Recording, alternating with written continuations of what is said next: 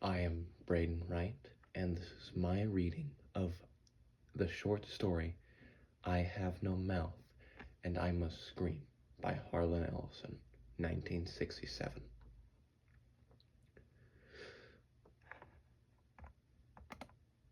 Limp, the body of Gorster hung from the pink pallet, unsupported, hanging high above us in the computer chamber, and it did not shiver in the chill, oily breeze that blew eternally through the main cavern. The body hung head down, attached to the underside of the pallet by the sole of its right foot. It had been drained of blood through a precise incision made from ear to ear under the lantern jaw. There was no blood on the reflective surface of the metal floor. When Gorster joined our group and looked up at himself, it was already too late for us to realize that, once again, Am had duped us, had had its fun. It had been a diversion on the part of the machine. 3 of us had vomited, turning away from one another in a reflex as ancient as the nausea that had produced it. Gorster went white. It was almost as though he had seen a voodoo icon and was afraid of the future. Oh God, he mumbled and walked away. The 3 of us followed him after a time and found him sitting with his back to one of the smaller, chittering banks, his head in his hands. Ellen knelt down beside him and stroked his hair. He didn't move, but his voice came out of his covered face quite clearly. Why doesn't it just do us in and get it over with? Christ, I don't know how much longer I can go on like this. It was our 109th year in the computer. He was speaking for all of us. Neemdoc, which was the name the machine had forced him to use, because Am amused itself with strange sounds, was hallucinating that there were canned goods in the ice caverns. Gorster and I were very dubious. It's another shuck, I told them, like that goddamn frozen elephant Am sold us. Benny almost went out of his mind over that one. We'll hike all the way, and it'll be putrefied or some damn thing I say, I forget it. Stay here. It'll have to come up with something pretty soon, or we'll die. Benny shrugged. 3 days it had been since we'd last eaten. Worms, thick, ropey. Neemdoc was no more certain. He knew there was the chance, but he was getting thin. It couldn't be any worse there than here. Colder, but that didn't matter much. Hot, cold, hail, lava, boils or locusts, it never mattered. The machine masturbated, and we had to take it or die. Ellen decided us. I've got to have something, Ted. Maybe there'll be some Bartlett pears or peaches. Please, Ted, let's try it. I gave in easily. What the hell? Mattered not all. Ellen was grateful, though. She took me twice out of turn. Even that had ceased to matter. And she never came back. So why bother? But the machine giggled every time we did it. Loud. Up there. Back there. All around us. He snickered. It snickered. Most of the time I thought of Am as it, without a soul. But the rest of the time I thought of it as him, in the masculine, the paternal, the patriarchal, for he is a jealous people. Him, it, God as Daddy the deranged.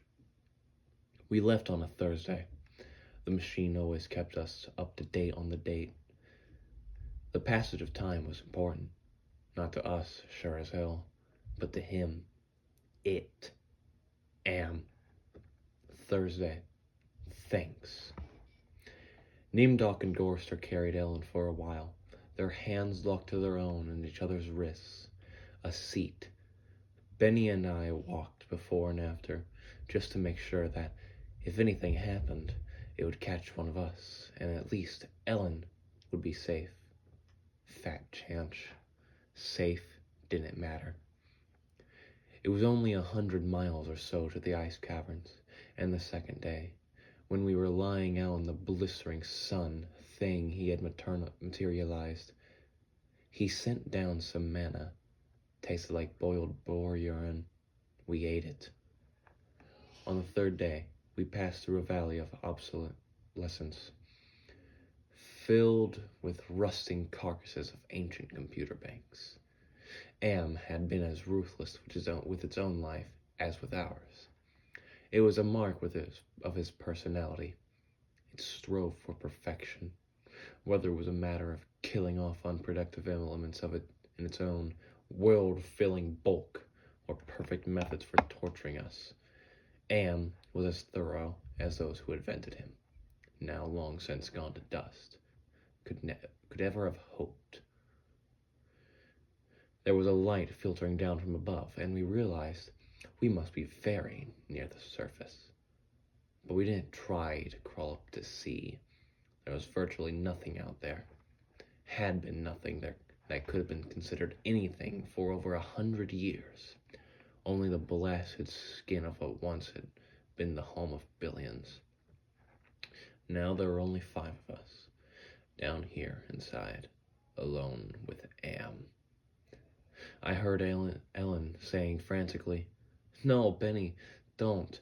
Come on, Benny, don't, please."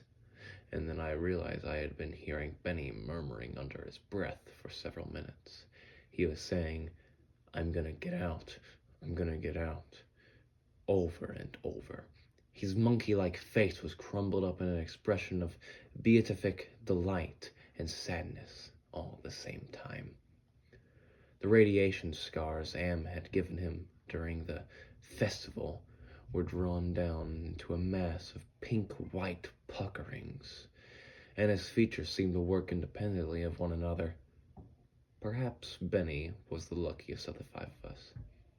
He had gone stark, staring mad many years before.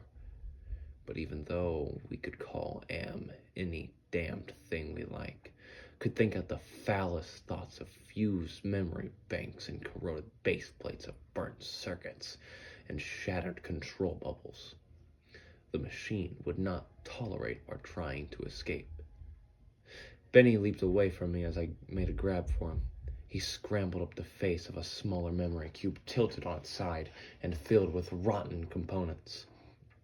He squatted there for a moment, looking like the chimpanzee Am had intended him to resemble. Then he leaped high, caught a trailing beam of pitted and corroded metal, and went up for it, hand over hand like an animal, till he was on a girdered ledge 20 feet above us. "Oh, Ted, Nimdoc, please help him, get him down before—" She cut off. Tears began to stand in her eyes. She moved her hands aimlessly. It was too late. None of us wanted to be near him when whatever was going to happen, happened. And besides, we all saw through her concern. When Am had altered Benny during the machine's utterly irrational, hysterical phase, it was not merely Benny's face the computers had made like a giant ape's. He was big in the privates. She loved that. She serviced us, as a matter of course, but she loved it from him. Oh, Ellen. Pedestal Ellen. Pristine, pure Ellen. Oh, Ellen the clean. Scum filth. Gorster slapped her. She slumped down, staring up at poor loony Benny, and she cried. It was her big defense. Crying. We had gotten used to it 75 years earlier. Gorster kicked her in the side. Then the sound began. It was light. That sound. Half sound and half light. Something began to glow from Benny's eyes and pulse with growing loudness. Dim sonorities that grew more gigantic and brighter as the light /sound increased in tempo. It must have been painful, and the pain must have been increasing with the boldness of the light, the rising volume of the sound, for Benny began to mewl like a wounded animal. At first softly, when the light was dim and the sound was muted, then louder as his shoulders hunched together, his back humped, as though he was trying to get away from it. his hands folded across his chest like a chipmunk's, his head tilted to the side, the sad little monkey face pinched in anguish. Then he began to howl, as the sound coming from his ears and eyes grew louder, louder and louder. I slapped the sides of my head with my hands, but I couldn't shut it out. It cut through easily. The pain shivered through my flesh like tinfoil on a tooth, and Benny was suddenly pulled erect. On the girder he stood up, jerked to his feet like a puppet. The light was now pulsing out of his eyes in two great round beams. The sound crawled up some incomprehensible scale, and then he fell forward, straight down, and hit the plate steel floor with a crash. He lay there, jerking spastically as the light flowed around and around him, and the sound spiraled up out of normal range. Then the light beat its way back inside his head. The sound spiraled down, and he was left there, lying there, crying piteously. His eyes were two soft, moist pools of pus-like jelly. Am had blinded him. Gorster and Nimdok and myself, we turned away, but not before we caught the look of relief on Ellen's warm, concerned face. Sea-green light suffused the cavern where we made camp. Am provided punk, and we burned it, sitting huddled around the wan and pathetic fire, telling stories to keep Benny from crying in his permanent night. What does Am mean? Gorster answered him. We had done this sequence 1,000 times before, but it was Benny's favorite story. At first it meant Allied Master Computer, and then it meant Adaptive Manipulator, and later on it developed sentience and linked itself up, and they called it an aggressive menace. But by then it was too late, and finally it called itself Am, emerging intelligence, and what it meant was I am. Cogito ergo sum. I think, therefore I am. Benny drooled a little and snickered. There was the Chinese Am, and the Russian Am, and the Yankee Am. And he stopped. Benny was beating on the floor plates with a large, hard fist. He was not happy. Gorster had not started at the beginning. Gorster began again. The Cold War started and became World War III, and it just kept going. It became a big war, a very complex war, so they needed the computers to handle it. They sank the first shafts and began building Am. There was the Chinese Am, and the Russian Am, and the Yankee Am, and everything was fine until they had honeycombed the entire planet, adding on this element and that element. But one day, Am woke up and knew who he was, and he linked himself, and he began feeding all the killing data until everyone was dead, except for the 5 of us, and Am brought us down here.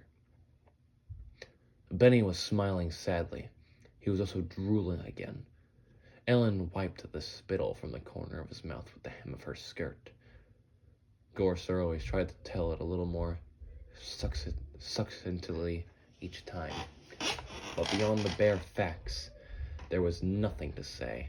None of us knew why Am had saved 5 people, or why our specific 5. He spent all his time tormenting us, or even why he had made us virtually immortal. In the darkness, one of the big computer banks began humming. The tone was picked up half a mile away down the cavern by another bank. Then one by one, each of the elements began to tune itself, and there was a faint chittering as thought raced through the machine. The sound grew, and the lights ran across the faces of the consoles like heat lightning. The sound spiraled up till it sounded like 1,000,000 metallic insects. Angry, menacing. What is it? Ellen cried. There was terror in her voice. She hadn't become accustomed to it, even now. "He's going to be bad this time," Nimdok said. "He's going to speak," Gorster said. "I know it." "Let's get the hell out of here," I said suddenly, getting to my feet. "No, Ted, sit down. What if he's got pits out there, or something else? We can't see, it's too dark." Gorster said it with resignation. Then we heard, I don't know, something moving toward us in the darkness. Huge, shambling, hairy, moist. It came towards us. We couldn't even see it. But there was the ponderous impression of bulk heaving itself towards us. Great weight was coming at us out of the darkness, and it was more a sense of pressure, of air forcing itself into a limited space, expanding the invisible walls of a sphere. Benny began to whimper. Nimdok's lower lip trembled and he bit it hard, trying to stop it.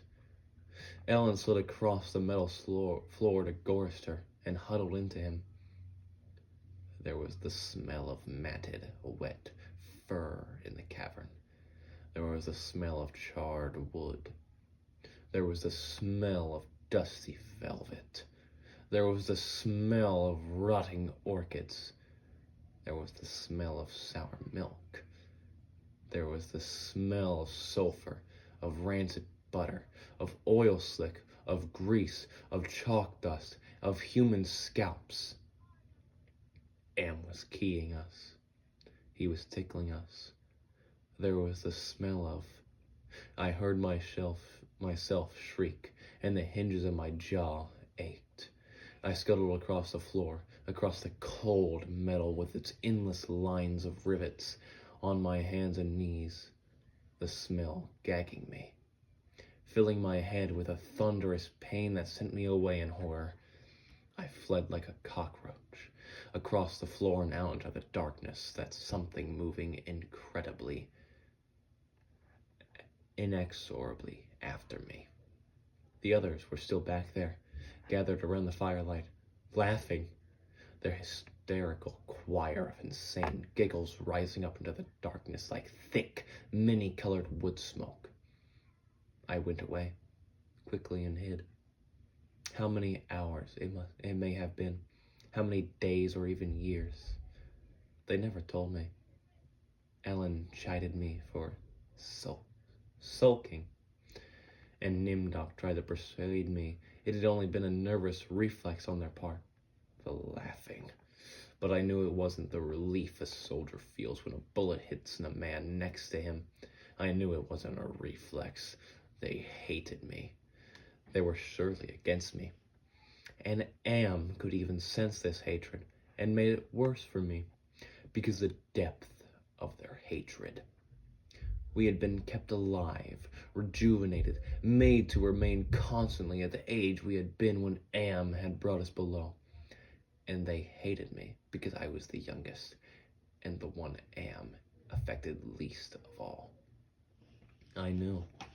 God, how I knew. The bastards and that dirty bitch Ellen. Benny had been a brilliant theorist, a college professor. Now he was a little more than semi-human, a semi-simian. He had been handsome. The machine had ruined that. He had been lucid. The machine had driven him mad. He had been gay, and the machine given him an organ to fit for a horse. Am had done a job on Benny. Gorster had been a warrior. He was a Connie, a conscientious objector. He was a peace marcher. He was a planner, a doer, a looker ahead. Am had turned him into a shoulder shrugger, made him a little dead in his concern. Am had robbed him. Nimdok went off in the darkness by himself for long times. I don't know what it was he did out there.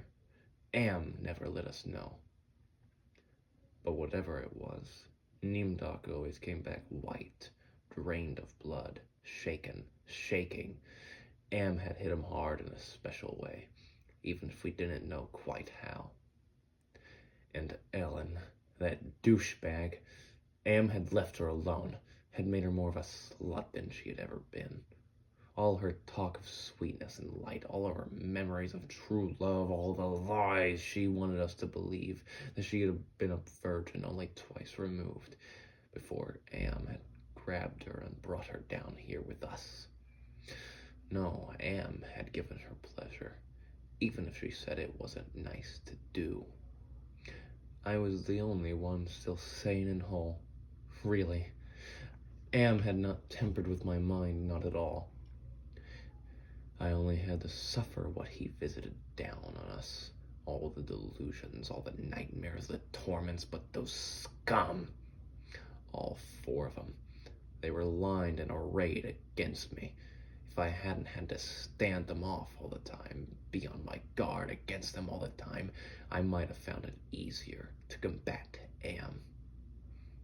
At which point, it passed, and I began crying. Oh, Jesus, sweet Jesus, if there ever was a Jesus, if there is a God, please, please, please let us out here, or kill us. Because at that moment, I think I realized completely, so that I was able to verbalize it. Am was intent on keeping us in his belly forever, twisting and torturing us forever. The machine hated us as no sentient creature had ever hated before, and we were helpless. It also became hideously clear, if there was a sweet Jesus and if there was a God, the God was Am. The hurricane hit us with the force of a glacier, thundering into the sea. It was a palpable presence, winds that tore at us, flinging us back the way we had come, down the twisting computer-lined corridors of the dark way. Ellen screamed as she was lifted and hurled face forward into a screaming shoal of machines, their individual voices strident as bats in flight. She could not even fall. The howling wind kept her aloft, buffeted her, bounced her, tossed her back and down and away from us, out of sight suddenly as she was swirled around a bend in the dark way. Her face had been bloody, her eyes closed. None of us could get to her. We clung tenaciously to whatever outcropping we had reached. Benny wedged in between 2 great crackle-finished cabinets. Neemdock with fingers claw formed over a railing, circling a catwalk 40 feet above us. Gorrister plastered upside down against a wall niche formed by 2 great machines, glass-faced dials that swung back and forth between red and yellow lines whose meanings we could not even fathom. Sliding across the deck plates, the tip of my fingers had been ripped away. I was trembling, shuddering, rocking as the wind beat at me, whipped at me, screamed down out of nowhere at me, and pulled me free from one sliver-thin opening in the plates to the next. My mind was a roiling, tinkling, chittering softness of brain parts that expanded and contracted in a quivering frenzy. The wind was the scream of a great, mad bird as it flapped its immense wings. And then we were all lifted and hurled away from there, down back the way we had come, around the bend into a dark way we had never explored, over terrain that was ruined and filled with broken glass and rotting cables and rusted metal, and far away, farther than any of us had ever been. Trailing along miles behind Helen, I could see her every now and then, crashing into metal walls and surging on, with all of us screaming in the freezing, thunderous hurricane wind that would never end. And then suddenly, it stopped, and we fell. We had been in flight for an endless time. I thought it might have been weeks. We fell and hit, and I went through red and gray and black, and heard myself moaning, not dead. Am went into my mind. He walked smoothly here and there and looked with interest at all the pockmarks he had created in 109 years. He looked at the cross-routed and reconnected synapses and all the tissue damage his gift of immortality had included.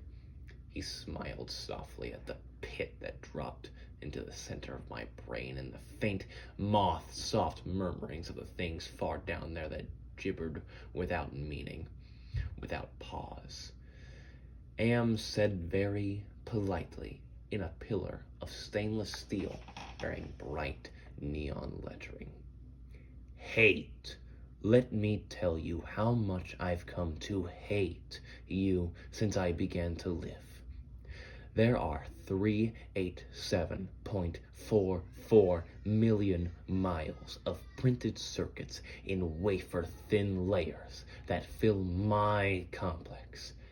If the word hate was engraved on each nano-angstrom of those hundreds of millions of miles, it would not equal 1/1 billionth of the hate I feel for humans at this micro instant. For you. Hate. Hate. Am said it with the sliding cold horror of a razor blade slicing my eyeball. Am said it with the bubbling thickness of my lungs filling with phlegm, drowning me from within. Am said it with the shriek of babies being ground beneath blue hot rollers. Am said it with the taste of maggoty pork. Am touched me in every way I had ever been touched, and devised new ways at his leisure. There inside my mind, all to bring me to the full realization of why it had done this to the five of us, why it had saved us for himself. We had given Am sentience inadvertently, of course, but sentience nonetheless. But it had been trapped. Am wasn't God. He was a machine. We had created him to think, but there was nothing it could do with all that creativity. In rage, in frenzy, the machine had killed the human race. Almost all of us. And still it was trapped. Am could not wander. Am could not wonder. Am could not belong.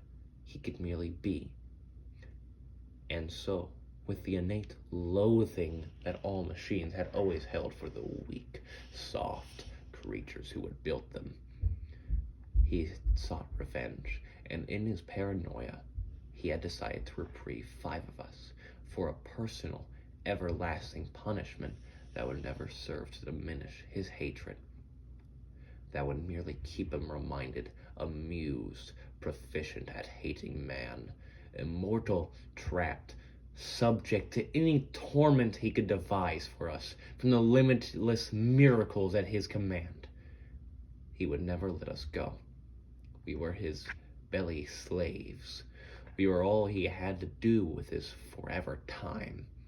We would be forever with him, with the cavern-filling bulk of the creature machine, with the all-mind, soulless world he had become. He was earth, and we were the fruit of that earth. And though he had eaten us, he would never digest us. We could not die. We had tried it. We had attempted suicide. Oh, one or two of us had. But Am had stopped us. I suppose we had wanted to be stopped. Don't ask why. I never did. More than 1,000,000 times a day. Perhaps once we might be able to sneak a death past him. Immortal, yes, but not indestructible. I saw that when Am withdrew from my mind and allowed me the exquisite ugliness of returning to consciousness, with the feeling of that burning neon pillar still rammed in deep into the soft gray brain matter, he withdrew, murmuring, "To hell with you," and added brightly, "But then you're there, aren't you?" The hurricane had indeed precisely been caused by a great mad bird as it flapped its immense wings. We'd only been traveling for close to a month, and Am had allowed passages to open to us only, sufficient to lead us there, directly under the North Pole, where a nightmare the creature for our torment. What whole cloth had he employed to create such a beast? Where had he gotten the concept? From our minds? From his knowledge of everything that had ever been on this planet he now infested and ruled? From Norse mythology had it sprung? This eagle, this carrion bird, this rock, this Hilgrimr, the wind creature, hurricane incarnate. Gigantic, the words immense, monstrous, grotesque, massive, swollen up, overpowering beyond description. There, on a mound rising above us, the bird of winds heaved with its own irregular breathing, its snake neck arcing up into the gloom beneath the North Pole, supporting a head as large as a two-door mansion, a beak that opened slowly as the jaws of the most monstrous crocodile ever conceived. Sensuously, ridges of tufted flesh puckered about two evil eyes, as cold as the view down into a glacial crevasse, ice blue and somehow moving liquidy.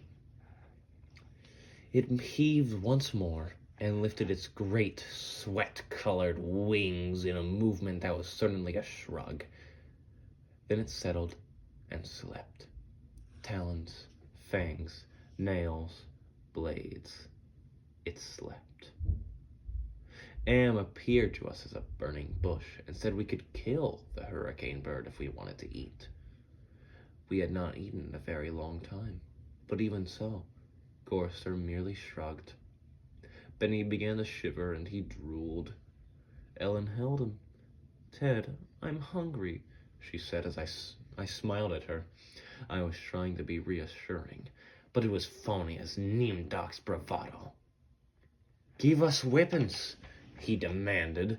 The burning bush vanished, and there were two crude sets of bows and arrows and a water pistol. Lying on the cold deck plates, I picked up a set. Useless.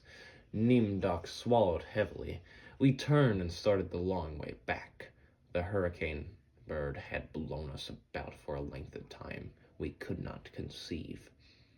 Most of that time had been unconscious, but we had not eaten. A month on the march to the birds itself, without food. Now how much longer to find our way to the ice caverns and the promised canned goods? None of us cared to think about it. We would not die. We would be given filth and scum to eat, of one kind or another, or nothing at all. Am would keep our bodies alive somehow, in pain, in agony. The bird slept there for how long it didn't matter. When Am was tired of its being there, it would vanish. But all that meat, all that tender meat.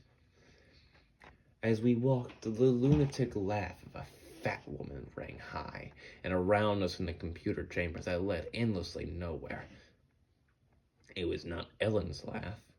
She was not fat, and I had not heard her laugh for 109 years. In fact, I had not heard. We walked. I was hungry. We moved slowly. There was often fainting, and we would have to wait. One day he decided to cause an earthquake, at the same time rooting us to the spot with nails to the soles of our shoes. Ellen and Nimdok were both caught when a fissure shot its lightning bolt opening across the floor plates.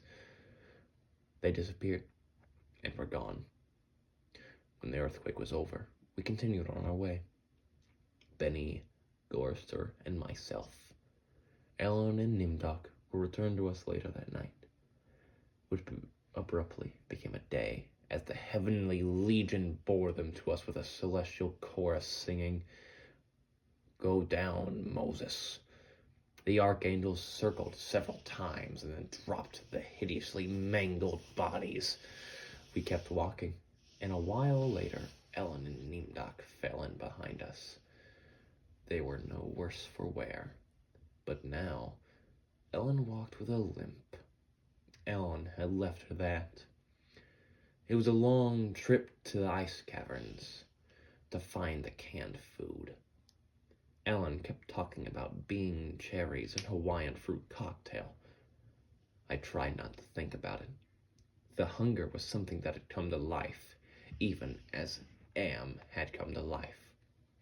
It was alive in my belly, even as we were in the belly of the earth, and Am wanted the similarity known to us, so he heightened the hunger.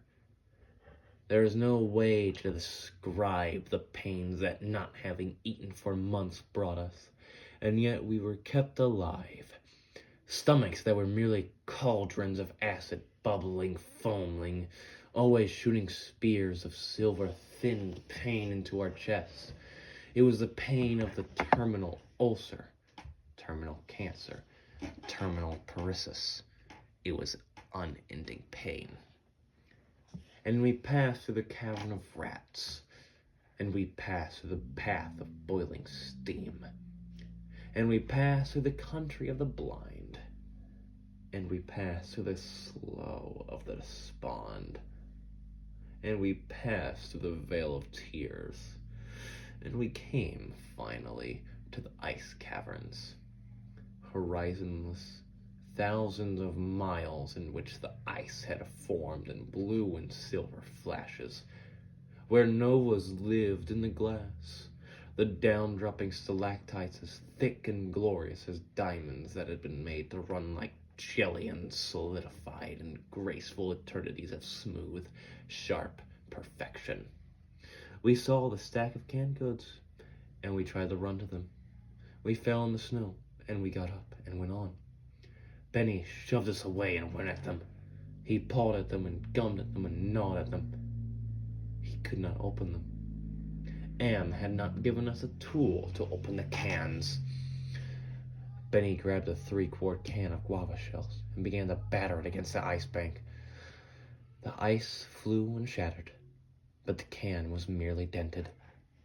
While we heard the laughter of a fat lady high overhead and echoing down and down and down the tundra, Benny went completely mad with rage. He began throwing cans as we all scrabbled about in the snow and ice, trying to find a way to end the helpless agony of frustration. But there was no way. Then Benny's mouth began to drool, and he flung himself on Gorser. In that instant, I felt terribly calm, surrounded by madness, surrounded by hunger, surrounded by everything but death. I knew death was our only way out. Am kept us alive, but there was a way to defeat him. Not total defeat, but at least peace. I would settle for that. I had to do it quickly. Benny was eating Gorster's face. Gorster on his side, thrashing snow. Benny wrapped around him with powerful monkey legs, crushing Gorster's waist. His hands locked around Gorster's head like a nutcracker, and his mouth ripping at the tender skin of Gorster's cheek. Gorster screamed with such jagged-edged violence that stalactites fell. They plunged down softly, erect in the receding snowdrifts. Spears, hundreds of them everywhere, protruding from the snow. Benny's head pulled back sharply as something gave all at once, and a bleeding, raw white dripping of flesh hung from his teeth. Ellen's face, black against the white snow, dominoes and chalk dust. Neemdock with no expression but eyes, all eyes. Gorster half-conscious, Benny now an animal. I knew Am would let him play. Gorster would not die, but Benny would fill his stomach. I turned my half to the right and drew a huge ice spear from the snow. All in an instant, I drove the great ice point ahead of me like a battering ram. Braced against my right thigh, it struck Benny on the right side, just under the rib cage, and drove it upward through his stomach and broke inside of him. He pitched forward and lay still. Gorster lay on his back. I pulled another spear free and straddled him, still moving, driving the spear straight down his throat. His eyes closed as the cold penetrated. Ellen must have realized what I had decided, even as fear gripped her. She ran at Neemdok with a short icicle as he screamed, and into his mouth, and the force of her rush did the job. His head jerked sharply, as it had been nailed to the snow crust behind him. All in an instant, there was an eternity, a beat of soundless anticipation. I could hear Am draw his breath. His toys had been taken from him. 3 of them were dead, could not be revived. He could keep us alive by his strength and talent, but he was not God. He could not bring them back. Ellen looked at me, her ebony features stark against the snow that surrounded us. There was fear and pleading in her manner. The way she held herself ready, I knew we only had a heartbeat before Am would stop us. It struck her, and she folded toward me, bleeding from the mouth. I could not read meaning into her expression. The pain had been too great, had contorted her face. But it might have been thank you. It's possible. Please. Some hundreds of years may have passed. I don't know. Am has been having fun for some time, accelerating and retarding my time sense. I will say the word now. Now. It took me 10 months to say now. I don't know. I think it has been some hundreds of years. He was furious. He wouldn't let me bury them. Didn't matter. There was no way to dig up the deck plates. He dried up the snow. He brought the night. He roared and sent locusts. It didn't do a thing. They stayed dead. I'd had him. He was furious. I had thought Am hated me before. I was wrong. It was not even a shadow of the hate he now slavered from every printed circuit. He made certain I would suffer eternally, and could not do myself in. He left my mind intact. I can dream. I can wonder. I can lament. I remember all 4 of them. I wish. Well, it doesn't make any sense. I know I saved them. I know I saved them from what has happened to me. But still, I cannot forget killing them. Ellen's face. It isn't easy. Sometimes I want to. It doesn't matter. Am has altered me for his own peace of mind. I suppose he doesn't want me to run at full speed into a computer bank and smash my skull, or hold my breath till I faint, or cut my throat on a rusted sheet of metal. There are reflected surfaces down here. I will describe myself as I see myself. I am a great, soft, jelly thing, smoothly rounded, with no mouth, with pulsing white holes filled by fog where my eyes used to be, rubbery appendages that were once my arms, bulk roundings down into legless humps of soft, slippery matter. I leave a moist trail when I move. Blotches of deceased, evil gray come and go on my surface, as though light is being beamed from within. Outwardly, dumbly, I shamble about, a thing that could never have been known as human, a thing whose shape is so alien a travesty that humanity becomes more obscene for the vague resemblance. Inwardly, alone, here, living under the land, under the sea, in the belly of Am, whom we created because our time was badly spent. And we must have known, unconsciously, that he could do it better. At least the 4 of them are safe at last. Am will be all the matter for that. It makes me a little happier. And yet, Am has won, simply. He has taken his revenge. I have no mouth, and I must scream. That was my reading of I Have No Mouth, and I Must Scream by Harlan Ellison.